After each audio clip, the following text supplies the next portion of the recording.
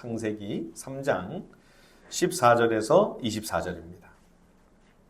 번갈아 읽겠습니다. 여호와 하나님이 뱀에게 이르시되 네가 이렇게 하였으니 네가 모든 가축들과 들의 모든 짐승보다 더욱 저주를 받아 배로 다니고 살아있는 동안 흙을 먹을지니라.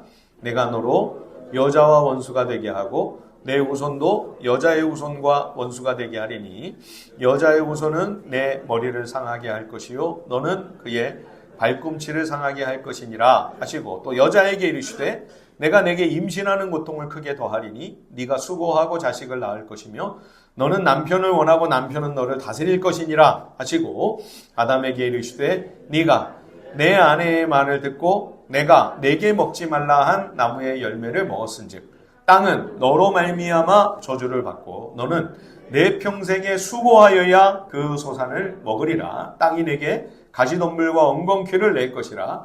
네가 먹을 것은 밭의 채소인즉 네가 흙으로 돌아갈 때까지 얼굴에 땀을 흘려야 먹을 것을 먹으리니 네가 그것에서 취함을 입었음이라. 너는 흙이니 흙으로 돌아갈 것이니라 하시니라. 아담이 그의 아내의 이름을 하와라 불렀으니 그는 모든 산자의 어머니가 됨이더라.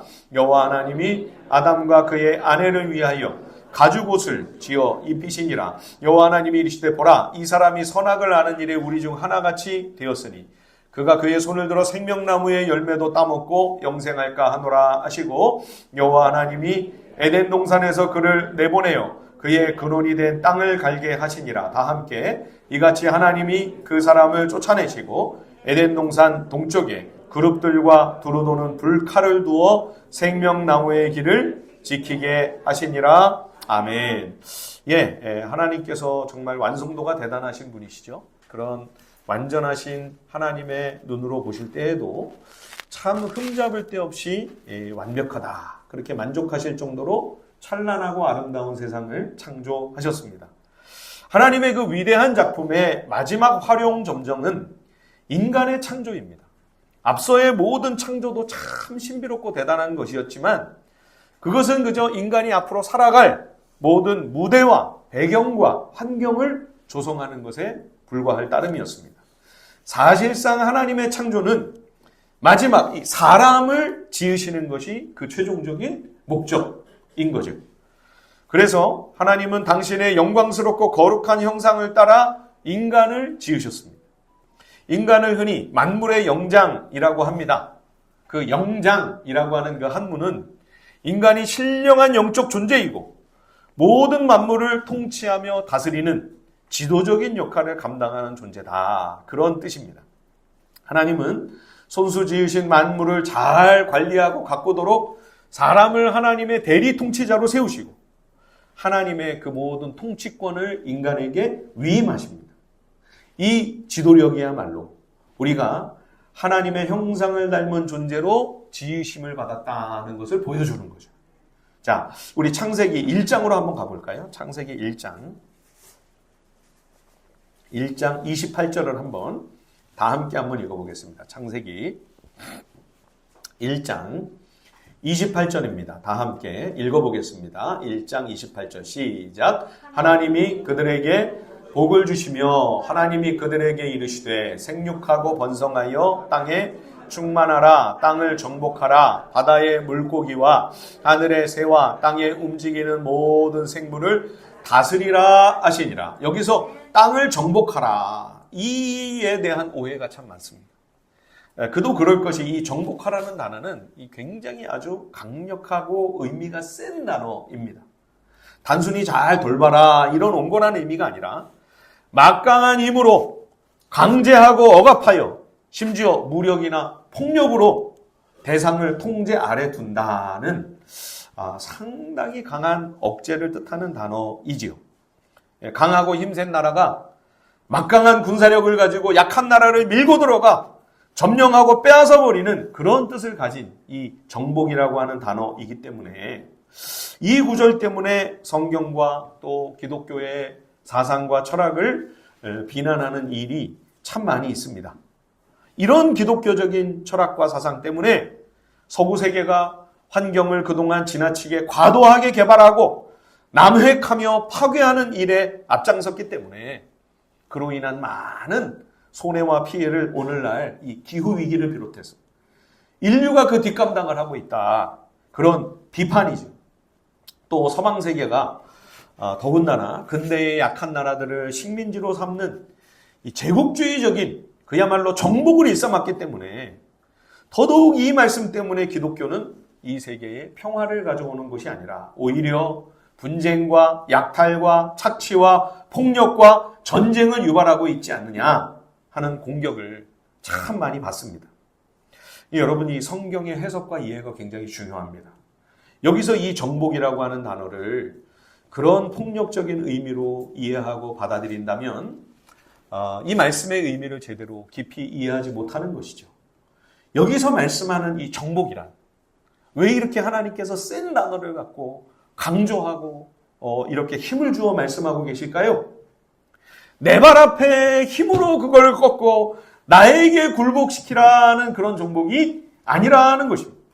오히려 하나님의 성품과 뜻을 따라 의와 긍휼과 사랑으로 다스려서 저들로 하여금 하나님 앞에 철저히 항복하게 만드는 것. 우리에게 항복하는 것이 아닙니다. 나에게 굴복하는 것이 아닙니다. 하나님께 철저히 복종하고 하나님께 항복하도록 그렇게 만들어라. 이것이 땅을 정복하라는 말씀에 담긴 하나님의 의도입니다. 그러므로 하나님의 대리 통치자로서 우리 인간은 주께서 창조하신 세계를 나의 유익을 위하여 내 욕심대로가 아니라 하나님의 선하신 그 의로우신 뜻을 따라 오직 하나님 한 분만이 찬송과 존귀와 영광을 받으시도록 평화롭고 아름답게 잘 가꾸고 소중하게 보존을 해야만 하는 것이죠. 하나님의 대리 통치자입니다. 우리가 최고 권세자가 아닙니다. 그러니 인간의 탐욕과 사리사욕을 채우기 위한 그런 통치가 되어서는 안 되는 거죠. 우리의 다스림에는 하나님의 지혜, 하나님의 의, 하나님의 선하심과 하나님의 인자가 반드시 거기에 묻어나야 되는 거죠. 이처럼 하나님께서 만물을 잘 관리하고 보존하도록 더 그것을 아름답게 가꾸는 이 소중한 권한을 우리에게 위임하셨다. 이것은 우리가 하나님의 형상대로 지음받았다는 사실을 반증해 주는 것이죠. 그런데 여러분, 우리가 하나님의 형상대로 지음받았다고 하는 더 깊은 의미가, 더 놀라운 의도가 하나 더 숨겨져 있습니다. 그것은 하나님께서 우리에게 자유로운 선택권을 주신 것입니다. 하나님이 인생을 로봇으로 만들지 않으셨습니다. 하나님 명령대로만 실행이 될 수 있도록 하나님이 프로그래밍 해주신 대로 움직일 수 있게 우리를 아무 스스로의 의지나 결정권도 없는 꼭두각시나 하나님의 꼬북으로 만드신 게 결단코 아니라는 거죠. 오히려 인간은 스스로의 생각과 판단으로 자기가 선택할 수 있는 그 결정권을 하나님이 우리에게 허락해 주셨습니다. 여러분, 이것이야말로 하나님께서 우리를 당신의 형상으로 창조하신 유일한 존재라고 할 때에 우리가 가장 놀라게 되는 지점입니다. 자, 하나님께서 에덴 동산을 이제 완벽한 환경을 다 만들어 놓으시고요.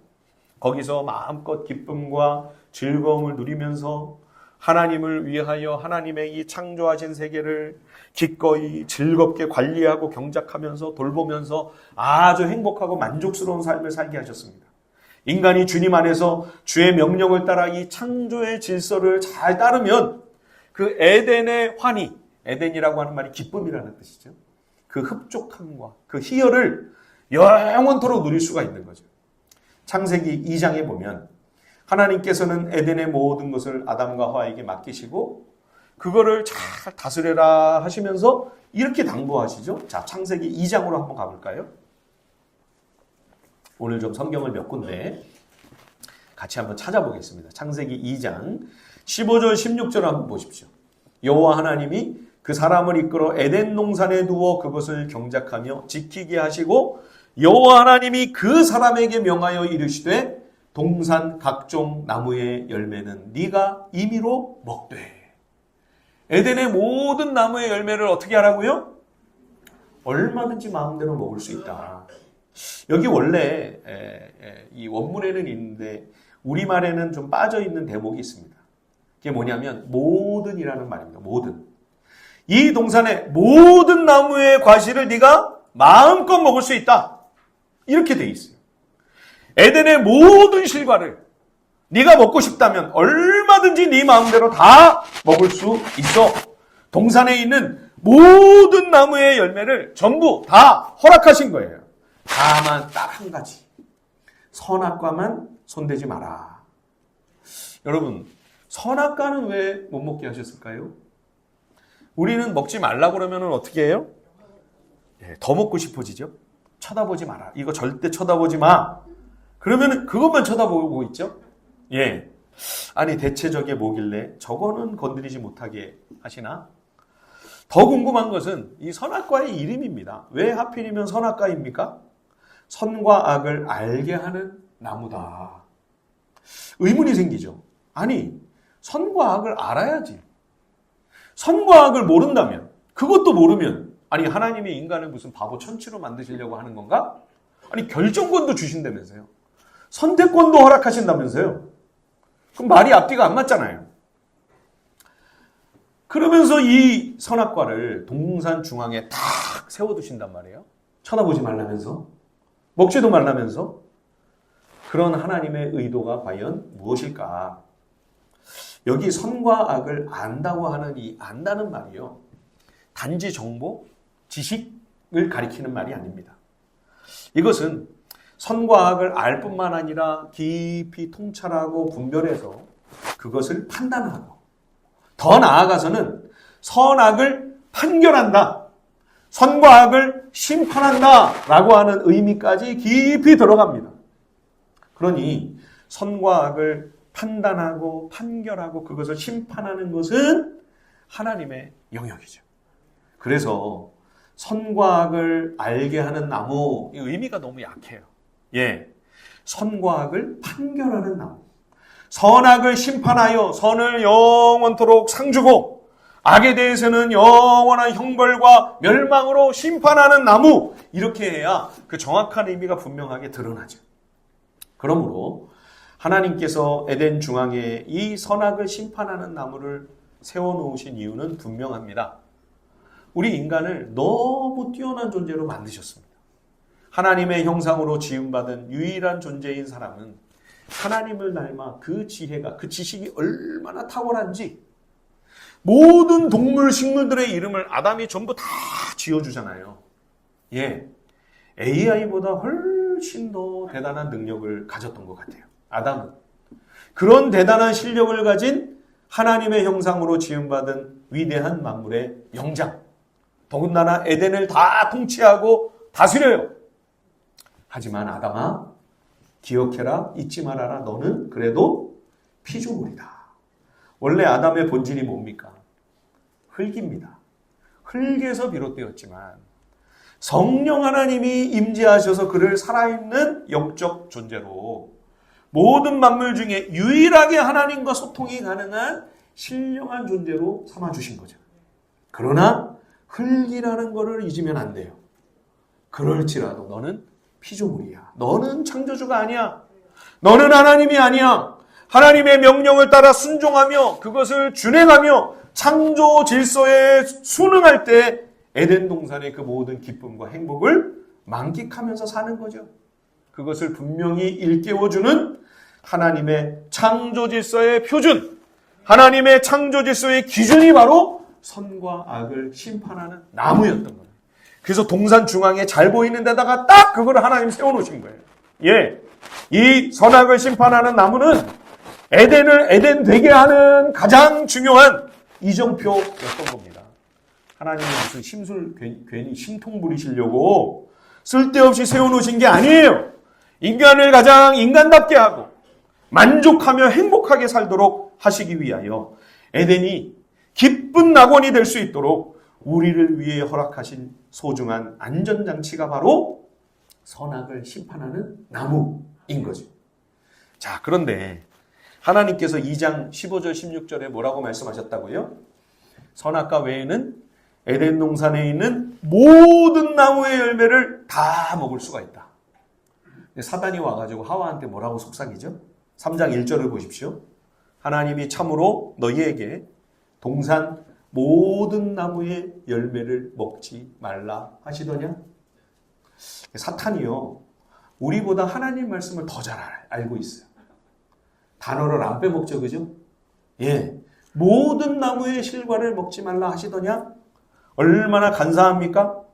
동산 모든 나무의 열매를 다 먹을 수 있다고 하나님이 분명히 말씀하셨는데 사탄은 그거를 살짝 비틀어가지고 부정적인 측면을 극대화합니다. 모든 나무의 열매를 먹지 말라고 금지하시더냐? 사탄은 비틀기 선수입니다. 여러분, 사탄이 제일 즐겨 먹는 아이스크림이 뭘까요? 스크루바입니다. 스크루바. 잔뜩 꼬였어요.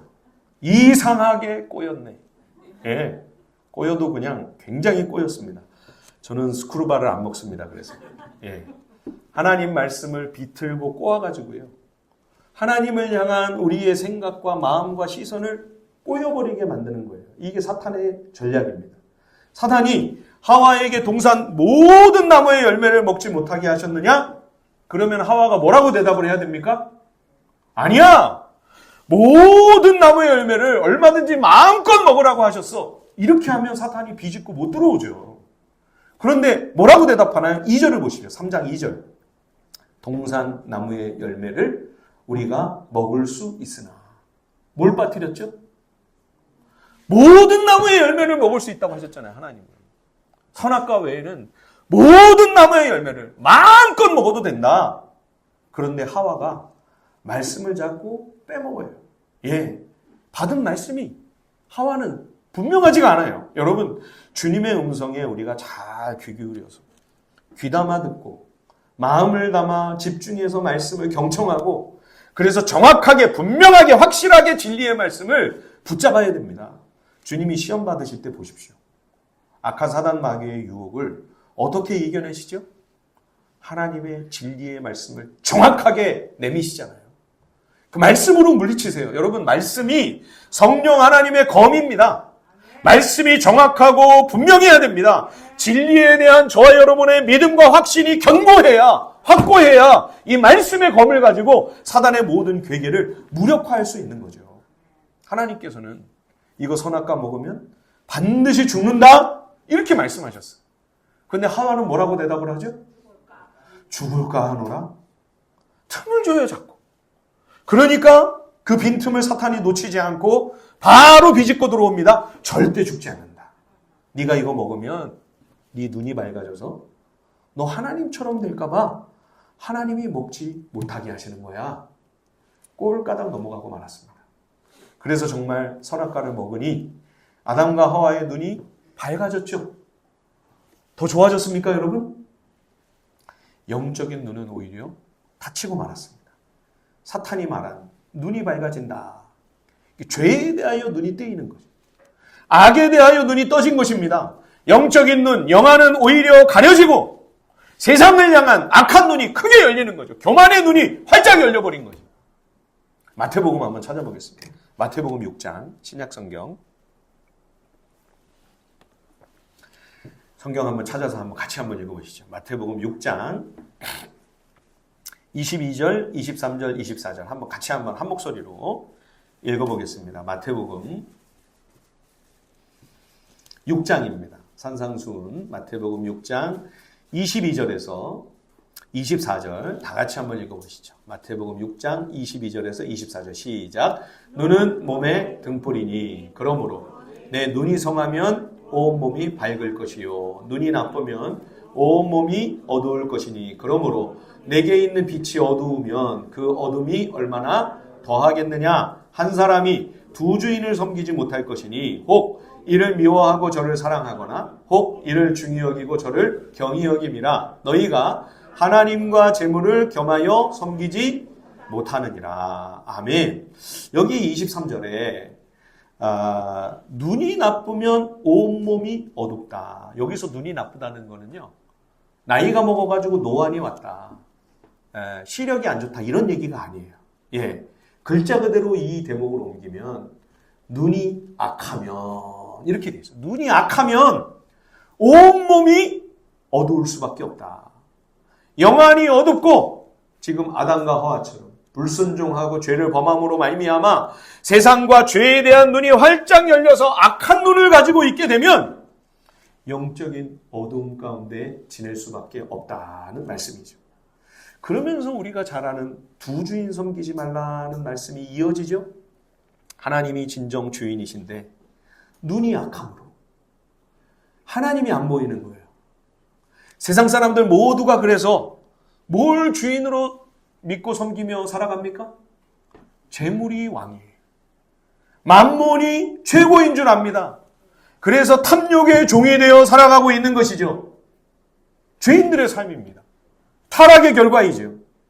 죄를 범하고 눈이 밝아져 하나님은 안 보이고 세상만 보이고 세상 재물과 만몬이 하나님인 줄 착각하고 사는 거죠. 하나님 말씀을 불순종하고 하나님의 뜻을 거역한 죄의 본질은 하나님을 향한 반역입니다. 대리 통치자? 뭐 그런 거 다 필요 없고 내가 하나님 되면 되지. 피조물이 창조주의 보호자를 찬탈합니다. 하나님의 자리에 자기가 앉으려고 반란을 일으킨 거죠. 단지 열매 하나, 나무 열매 하나 따먹은 게 아니에요. 여러분, 피조물이 창조주에게 쿠데타를 한 겁니다. 그래서 이것을 원죄라고 하는 것이죠. 이 죄의 결과는 너무 참혹하고 끔찍합니다. 하나님과의 관계가 깨지죠. 에덴에서 하나님과의 사이에 아무 스스럼이 없었어요. 아무 문제가 없었어요. 늘 기쁘게 만나 교제를 나누고 대화를 나누고 그렇게 하나님과 함께 동행하던 아담 하와였습니다. 그런데 하나님이 무서워 숨습니다. 하나님 앞에 나아갈 수가 없습니다. 나 자신과의 관계도 무너집니다. 벌거벗고 있는데 조금도 부끄러움이나 수치심이 없었어요. 뭘 얘기합니까? 하나님이 지으신 있는 그대로의 내 모습에 만족할 수 있었던 거죠. 참 감사하다. 자기를 사랑할 수 있었습니다. 이제는 그게 안 돼요. 수치심, 죄책감, 열등감, 비교의식이 들어옵니다. 자기를 혐오합니다. 자기를 학대해요. 나중에 가서는 어떻게 되죠? 심지어 자기가 스스로 자기 생명을 끊는 극단적인 선택까지 하지 않습니까? 뿐만 아닙니다. 이웃과의 관계도 파괴가 됩니다. 아담과 하와가 얼마나 서로를 깊이 사랑했습니까? 이는 내 뼈 중에 뼈요 내 살 중에 살이라. 내가 곧 당신이고 네가 곧 나다. 그렇게 온전히 하나로 연합되었던 가정이 금이 가고 깨지기 시작합니다. 하나님께서 아담을 책망하시죠. 너 왜 내 명령을 어겼냐? 그랬더니 아담이 뭐라고 그래요? 남자가 비겁하게 무릎 꿇고 빌어야죠. 다 제 책임입니다. 제가 가정을 잘못 관리를 했습니다. 아담이 뭐라고 그래요? 저 여자 때문입니다. 하나님이 제게 주신 그 여자 때문에 언제는 자기 뼈내며요. 자기 살이내면서요. 예? 사랑하는 아내 나의 하와가 아니라 그 여자예요. 그 여자. 예, 성경을 좀 저한테 번역해라고 했다라면 그년 때문에 아마 이렇게 번역을 했을 거예요. 우리 다 그러고 살잖아요. 그년 때문에. 그놈 때문에 이렇게 되는 거죠. 부부관계가. 여러분 이 정도가 끝이 아니에요. 근데 자 3장 16절 같이 한번 읽어볼까요? 창세기 3장 16절 다 함께 한번 읽어보시죠. 한 목소리로 3장 16절 시작. 또 여자에게 이르시되 내가 내게 임신하는 고통을 크게 더하리니 네가 수고하고 자식을 낳을 것이며 너는 남편을 원하고 남편은 너를 다스릴 것이니라 하시고 예, 죄의 결과로 생명을 낳고 양육하는 가장 인생에 있어서 정말 엄청난 그 감격과 기쁨마저 어마어마한 고통이 수반되지 않으면 안 되는 상황이 된 거죠. 근데 그보다 더 괴로운 게 뭐냐? 아내가 남편을 원하는데 남편은 아내를 다스려요. 이게 무슨 말입니까? 여기 원한다는 거는 과도한 지나친 집착과 통제를 말합니다. 아내가요 남편을 자기 손 안에다가 쏙 집어넣고 자기 마음대로 쥐락펴락하고 싶은 거예요. 근데 여러분 남편이 손아귀에 잡히십니까? 예, 안 잡힙니다. 오히려 남편이 아내를 억압하고 자기 마음대로 통제하고 지배하려고 하는 거죠. 부부관계가 죄로 인해 이렇게 왜곡이 됩니다. 오랫동안 가부장적인 사회가 돼서 여성들이 많은 억압을 당하지요. 유교적인 가부장 질서는 성경적이지 않습니다. 그럼 여러분, 어떤 관계가 성경적인 부부관계입니까? 예수님께서 이 땅에 오셔서 십자가와 부활로 우리를 죄에서 구속하시고, 그래서 우리의 삶을, 우리 가정을, 우리 부부관계를 새롭게 해주시죠. 그래서 주님이 어떻게 하라고 하세요? 이제는 남편에게 아내를 위하여 죽어야 된다. 그리스도가 교회를 위하여 십자가를 지시듯. 아내는 어떻게 해요? 그리스도가 교회에 온전히 복종하는 것처럼, 교회가 그리스도께 온전히 복종하는 것처럼 그렇게 아내는 남편에게 순종해야 된다. 십자가 지는 게 쉽습니까? 순종하는 게 쉽습니까? 둘 다 똑같습니다. 둘 다 죽는 겁니다. 십자가 져도 죽고 순종할래도 내 자아가 죽지 않으면 불가능한 일이죠. 결국 서로를 통제해서 상대방을 내가 원하는 대로 어떻게 지배하고 바꾸려고 하지 말고요. 상대를 고치려고 하지 마시고요. 여러분, 고쳐집니까? 평생 해보셨잖아요. 다 겪어보셨잖아요. 근데 왜 안 고쳐진다고 아직도 불평을 하세요? 안 되는 겁니다. 그냥 그렇게 살다가 죽어야 됩니다. 어떻게 해야죠? 내가 바뀌어야 돼요. 상대는 바꿀 수 없습니다. 상대방을 있는 그대로 받아들여야죠. 그러면 평화가 시작이 됩니다.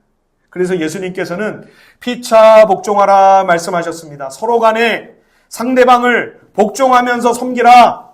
남편은 아내를 위하여 죽고 아내도 자기 자아를 내려놓고 순종하기 위하여 십자가를 지고 자기를 부인하고, 그래서 서로가 서로를 위해 죽어라. 그게 사랑입니다. 사람들이 사랑을 자꾸 뜨거운 거라고 생각을 해요. 불타오르는 사랑이라고 하는 말은 전혀 비성경적입니다. 어디 불이 타오릅니까? 사랑의 시읒자도 모르는 말이에요. 아직 타고 있어요? 그 사랑 아닙니다. 우리는 불길이 다 꺼져서 이제 사랑이 아닌가 봐. 여러분, 천만의 만만의 말씀이에요.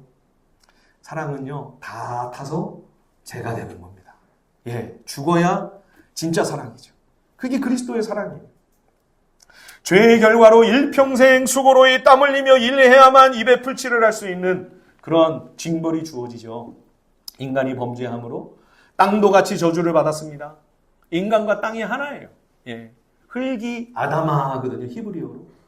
인간은 아담이잖아요. 흙에서 나왔기 때문에 아담이 된 거예요. 그러니까 인간이 저주를 받으면 땅도 같이 저주를 받는 거예요. 그러니까 농사짓기가 만만치 않죠. 피땀 흘려 수고를 해도 그렇게 애쓴 만큼 열매 맺는 게 어려워요. 삶이 뜻대로 되지 않습니다. 마음먹은 대로 여러분 일이 잘 풀립니까? 그러면서 그렇게 아담이 피땀 흘려 피눈물을 흘리며 생고생을 하다가 비로소 깨닫게 되는 거죠.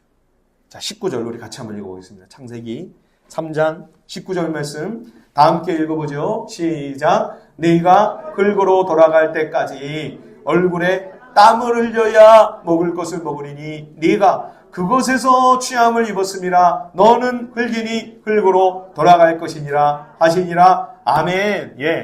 아담이요 에덴 동산에서 막 날아다녔어요. 그렇죠? 탁월한 실력을 발휘하면서 막 날아다녔습니다. 그때는 자기가 흙에서 비롯된 존재라는 것을 까맣게 잊고 있었습니다. 그런데 이렇게 실패하고 가장 낮은 데로 추락하여 생고생을 다 하다 보니까 그제야 비로소 깨닫게 됩니다. 내가 원래 흙이었지. 창조주를 결코 넘볼 수 없는, 얼마나 연약하고 부족함과 한계가 확실한 흙먼지 티끌에 불과한 그러한 존재라는 사실을 비로소 세상 깨닫게 되는 거죠. 우리는 하나님의 임재와 성령 하나님의 함께하심 때문에 탁월하고 빛나는 존재가 될 수 있는 거죠. 여러분, 하나님이 우리를 떠나시면 우리는 뭡니까? 성령이 우리를 떠나시면 우리는 뭐예요? 그냥 흙이에요. 여러분, 먼지입니다. 티끌입니다. 우리가 세상 떠나면 정말로 그렇잖아요. 우리 육체가 어떻게 돼요? 우리 장례식에 가면 유족들을 화장 끝나고 따라가 보십시오. 그 유족들이 마지막 남은 그 잔재를 수습을 해요. 뭐만 남습니까, 여러분? 한 줌재예요, 한 줌재. 한 줌재만 남습니다. 그게 우리예요, 여러분. 하나님이 떠나신 인생의 그 실체입니다. 실상입니다. 하나님께서 아담과 하와를 그냥 저주하시기 위해 에덴 동산에서 쫓아내신 게 아니에요. 이들이 잊고 있었던 내가 피조물일 뿐이고 원래는 그저 한 줌 흙먼지, 재요, 티끌일 뿐이라고 하는 사실을 깊이 깨닫게 하시려고, 그래서 다시금 창조주 하나님을 바라보고 의지하는 그 믿음으로 나오도록 하시기 위하여 아담과 하와를 에덴 밖으로 보내서 훈련을 시키시는 거예요. 연단을 시키시는 거죠. 22절, 23절을 보십시오. 3장 22절, 23절입니다. 여호와 하나님이 이르시되 보라, 이 사람이 선악을 아는 일에 우리 중 하나가 되었으니 그가 그의 손을 들어 생명나무 열매도 따먹고 영생할까 하노라 하시고, 여호와 하나님이 에덴 동산에서 그를 내보내어 그의 근원이 된 땅을 갈게 하시니라. 대충 쓱 보면 하나님이 저주하시고 심판하시려고 쫓아내시는 것처럼 보여요. 그러나 여러분, 저주가 목적이었다면 살려두실 필요가 있습니까? 뭐하러 에덴 밖으로 쫓아내요? 그 자리에서 직결 심판하시죠. 에덴에서 내보내시는 이유는 그의 근원이 된 땅을 갈게 하시려고. 원래는 이 대목이 이렇게 되어 있어요. 그가 그의 출처가 된 땅, 흙을 갈게 하시려고. 그의 출처가 흙에서 나온 존재요, 먼지이며 티끌이라고 하는 것을 깊이 생생하게 확인하도록 흙에서 취함받은 인생을 기억하게 하시려고 땅바닥으로 내려 보내시는 거죠. 아담과 하와는 비록 낙원을 잃어버리고 추방을 당하여 이전과는 비교할 수 없는, 말로 다 할 수 없는 고난을 겪게 됩니다. 그러나 그래서 아담과 하와는 철저히 하나님 앞에 돌이켜 회개함으로 하나님을 섬기고 예배하는 믿음의 길을 걸어가게 됩니다. 성경에는 그런 얘기가 안 나와 있는데 어떻게 그걸 알 수 있나요? 그 아담과 하와의 신앙을 아벨이 물려받습니다. 아벨이 비록 일찍 세상을 떠나지만 아벨 대신 허락하신 셋이 또 그 신앙을 이어받았습니다. 셋이 그 아들 이름을 에노스라고 붙여줘요. 그래서 이 에노스 때에 아벨에게서 끊겼던 예배의 명맥이 다시 이어집니다. 에노스의 후손들이 비로소 하나님의 이름을 부르며 하나님을 예배하는 거죠. 근데 이 에노스라고 하는 이름의 뜻이 참 특별합니다. 연약한 자라는 의미예요. 여러분, 아들을 낳았는데 이름이 약하네. 이름을 이렇게 짓는 거예요. 예. 죽을 수밖에 없는 한계가 너무 분명하고 확실한 흙먼지 티끌에 불과한 존재라는 의미를 그 이름에 담아 놓았습니다. 이름이 너무 약하지 않습니까? 아무리 그래도 그렇죠. 그 당시 고대 문명을 화려하게 일으킨 가인의 후예들과 에노스와 에노스의 자손들을 이렇게 겉으로 볼 때는 분위기가 너무 다릅니다. 가인의 후예들, 창세기 4장의 가인의 후예들을 보세요. 이따가 우리 4장에서 살펴보겠습니다만, 오후에 성을 쌓고요, 목축을 크게 하면서 산업과 경제를 막 일으킵니다. 또 악기를 만들어가지고 문화가 막 융성하게 되고요, 거기다가 막 또 기술을 발전시켜요. 구리와 철을 갖고 무기를 만드는 거죠. 얼마나 대단하고 화려합니까? 예. 나중에 이제 바벨탑을 쌓고요, 그리고 고대 제국주의 아시리아나 바벨론이 나오게 되는 그 모든 출발점이 다 가인의 후손들에게서 비롯되는 것입니다. 근데 여러분, 가인의 자손들은요, 하나님을 경배하지 않습니다. 그들의 대단한 문명과 문화 속에 하나님이 안 계세요. 예. 그런데 에노스는 연약한 자입니다. 죽을 수밖에 없는 흙먼지요 티끌이라는 깊은 인식이 있었습니다. 그러니까 하나님을 의지하지 않으면 살 수가 없어요. 하나님을 바라보고 하나님을 섬깁니다. 하나님과 함께 동행하는 믿음의 길을 걸어갑니다. 사랑하는 성도 여러분, 왜 우리에게 시련이 있습니까? 왜 고난과 문제가 끊이지 않습니까?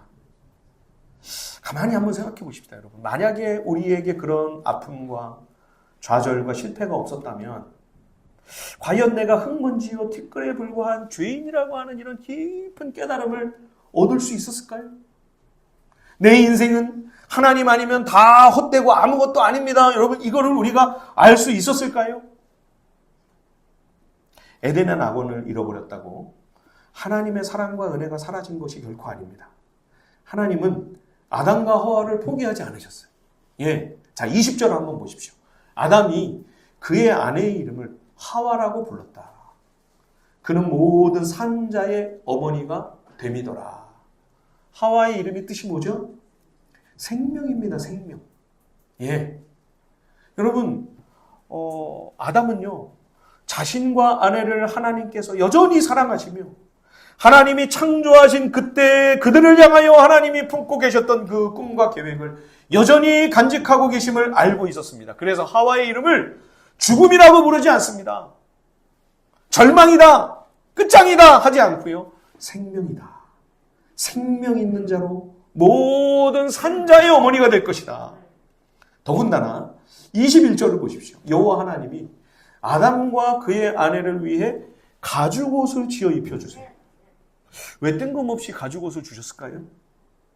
에덴 바깥에서도 하나님을 예배하며 하나님과의 관계, 하나님과의 소통이 끊어지지 않도록 그들의 죄를 용서받고 죄의 문제를 해결할 수 있는 희생제사의 방법과 방식을 알려주시고 양을 잡아 양이 대신 죽임을 당하고 피 흘림으로 그 피로 말미암아 모든 죄를 하나님이 용서해 주시고 하나님의 은혜와 생명이 다시금 그들에게 임할 수 있다고 하는 소망의 빛이 이 가죽옷을 통해 그들에게 비춰지게 되는 거죠.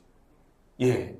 그래서 24절을 보시면 비록 당장 에덴의 낙원으로 갈 수 있는 길은 막혔지만 그러나 하나님이 이제 나중에 이스라엘 백성들이 성막과 성전을 짓고 제사를 드리며 예배할 수 있는 은총을 베풀어 주실 때 그 성막의 문이 어느 쪽을 향하고 있습니까? 동쪽을 향하고 있어요. 그렇죠? 에덴에서 쫓겨났던 그 방향으로 성막과 성전의 문이 활짝 열려 있는 것을 볼 수가 있습니다. 성소와 지성소를 가로막고 있는 휘장에 그룹의 문양이 새겨져 있다고 그랬죠? 그게 무슨 그룹이에요? 지금 여기 낙원으로 들어오는 입구에 불칼이 돌면서 천사가 들어오지 못하도록 막고 있는 그 형상을 성소와 지성소의 그 사이를 가로막고 있는 그 휘장의 그 모양을, 그 문양을 새겨놓은 거예요. 예. 그런데 우리를 위해 오셔서 세상 죄를 지고 가시는 하나님의 어린 양으로 십자가를 지시고 부활하신 예수님으로 말미암아 이 휘장이 찢어지죠. 예. 예수 그리스도의 속죄로 에덴의 낙원, 그 하나님 나라의 생명과 구원으로 향하는 길이 열리게 되는 거죠. 그 구원의 날을 소망하도록 그 생명의 은혜를 기다리고 대망하며 오실 구원자를 기다리라고 영생에 대한 그 소망, 하나님 나라의 그 구원의 길을 활짝 열어 놓으시는 거죠. 더욱 놀라운 것은 최초의 인간이 하나님 앞에 죄를 범하고 타락하자마자 곧바로 하나님께서 복음을 선포하셨다는 사실입니다. 자, 우리 마지막 창세기 3장 15절 같이 한번 한 목소리로 읽어보겠습니다. 창세기 3장 15절입니다. 다 같이 시작. 내가 너로 여자와 원수가 되게 하고 내 후손도 여자의 후손과 원수가 되게 하리니 여자의 후손은 네 머리를 상하게 할 것이요 너는 그의 발꿈치를 상하게 할 것이니라. 아멘. 이게 성경에서 제일 먼저 기록된 최초의 복음입니다. 가장 먼저 선포된 예수 그리스도의 복음. 예, 이 여자의 후손은 동정녀 마리아를 통해 이 땅에 오실 하나님의 아들 예수 그리스도를 가리키고 있습니다. 그리고 여기서 너는 누구입니까? 사탄이죠, 사탄. 그렇죠? 사탄이 예수님을 죽이려고 십자가에 매달았습니다. 그러나 그리스도는 부활하심으로 사탄은 예수님께 치명상을 입히지 못하죠. 발꿈치만 그래서 상하게 했다고 하는 거예요. 그러나 예수님은 십자가로 말미암아 죄의 모든 문제를 해결하십니다. 죄의 권세를 무너뜨려 버리시죠. 그리고 부활하셔서 우리 영생의 첫 번째 열매가 되어주심으로 사망의 그 폭력을 완전히 괴멸시켜 버리십니다. 예, 사탄의 막강한 힘이 죄와 사망의 그 파워에서 나오는 것인데 그 두 가지를 십자가와 부활로 말미암아 완벽하게 해결해 버리시는 거죠. 그래서 그리스도는 사탄의 머리를 박살내 버리셨다. 예, 으깨 버리시고 완전히 산산조각을 내셨다. 그런 의미입니다. 새벽에도 제가 그런 말씀을 드렸는데요. 예수님은 왜 결혼을 하지 않으시고 가정도 이루지 않으시고 그 아까운 씨를 좀 남겨두시지? 왜 미혼으로 총각으로 그냥 죽으셨을까요? 창세기 5장에 보면 죽음의 계보가 나옵니다. 꽤 오래 살았죠, 그때는. 꽤 오래 살면서 많은 자식들을 낳았다고 나오지만 결국에는 다 죽어요. 죽었더라. 마침내는 죽음으로 다 끝나요. 예. 그 죽음의 대열에 예수님이 맨 마지막에 서시는 거예요. 예. 그래서 자손을 안 남기시는 겁니다. 예수님이 끝이 돼야 되니까. 그래서 십자가의 죽으심으로 그 죽음의 계보, 죽음의 그 사망의 행렬을 끝내시는 거예요. 그리고 나서 예수님이 부활하십니다. 부활하신 예수님이 하시는 일이 뭡니까? 새로운 생명의 계보를 창시하시는 일입니다. 예. 예수님이 생명의 열매, 부활의 첫 열매가 되셔서 예수님이 선봉장이 되셔서 주의 택하신 모든 백성들을 그 생명의 대열에 동참을 시키시는 거죠. 그래서 오늘 우리들도 예수를 믿어 그 생명의 행렬, 구원의 대열에 함께 참여하여 하나님 나라에 들어갈 수 있는 그 길에 우리가 줄을 서 있는 거죠. 예. 이 복음의 약속을 하나님이 창세기에서부터 인간이 죄를 범하자마자 이거를 선포하세요. 무슨 얘기입니까, 여러분? 아담과 하와가 하나님의 명령을 순종하는 것이 아니라 불순종하고 거역할 수도 있는 가능성을 하나님이 열어놓으신 거죠. 하나님께 거역하고 반기를 들 수 있는 의지까지도 주신 거 아니에요? 그거는 하나님으로서도 엄청난 도전이었습니다. 만에 하나 하나님을 반역하는 악으로 기울어지게 되면 그러면요, 그거는 하나님으로서도 그 뒷감당이 만만치가 않아요. 여러분, 하나님이 악을 제거하는 일이 쉬우실까요? 그렇지 않습니다. 그거는 하나님도 모든 걸 다 걸고 달려드셔야 되는 일이에요. 심지어 창세기 6장에 가서 보면 악을 하나님이 멸하시기 위해 세상을 홍수로 심판하시잖아요. 모든 살아있는 게 거의 다 괴멸이 됐어요. 그럼 여러분, 악이 없어졌습니까? 홍수 심판에서도 악은 없어지지 않아요. 악이, 죄가 그렇게 엄청난 문제입니다. 결국 예수님이 십자가를 지셔야 끝나는 거예요, 이거는. 예. 그런데도 하나님은 쉬운 길을 택하지 않으시고 어려운 길을 선택하시는 거죠. 왜요? 우리를 진정한 하나님의 사랑의 대상으로 창조하시려. 영원히 하나님의 생명과 영광을 함께 누리는 하나님의 파트너다운 파트너로 우리를 세워주시기 위하여 하나님으로서도 엄청난 모험을 감행하신 것입니다. 그러면 인간이 그럼에도 불구하고 하나님의 선의를 거절하고 악을 행하면 어떻게 되는 거예요? 하나님이 각오하신 거죠. 그 모든 책임은 내가 다 지겠다. 그 뒤를 내가 전부 다 감당하겠다라고 하는 애초부터 그거를 각오하시고 하나님께서 우리 인생들에게 스스로 자유로운 의지와 선택에 따라 결정을 할 수 있는 권한을 허락하신 것입니다. 거의 하나님과 방불한 존재로 우리를 창조해 주신 거예요. 예, 여러분, 이것이 바로 인간을 하나님의 형상대로 창조하셨다라고 하는 말씀이 담고 있는 참 우리로서는 정말 감당하기가 어려운 그러한 내용입니다.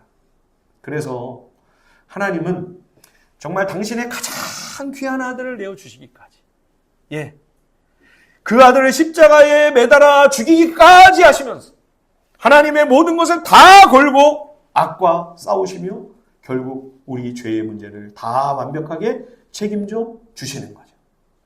그러시면서 지금 하나님은 우리를 설득하고 계시는 것입니다. 우리 한 사람 한 사람에게 우리 하나님 아버지께서 말씀하시는 거예요. 얘야, 내가 너를 이렇게 귀한 존재로 여긴단다. 내가 너를 이렇게 존귀한 존재로 사랑하고 너를 위해 나의 모든 것을 아낌없이 다 쏟아붓고 있단다. 그러면서 주님이 이제는 내 마음을 알겠니? 하면서 사랑의 손길을 내미시는 거예요. 이제는 주님의 그 사랑의 마음을 외면하지 말라고. 여러분, 주님이 내미시는 그 손을 붙잡으셨습니까? 아직도 그 손길을 외면하고 계시는 분이 계십니까? 그 손을 꼭 잡으셔야 돼요. 그래야 구원과 생명이 있습니다. 우리는 하나님의 대단한 걸작품입니다.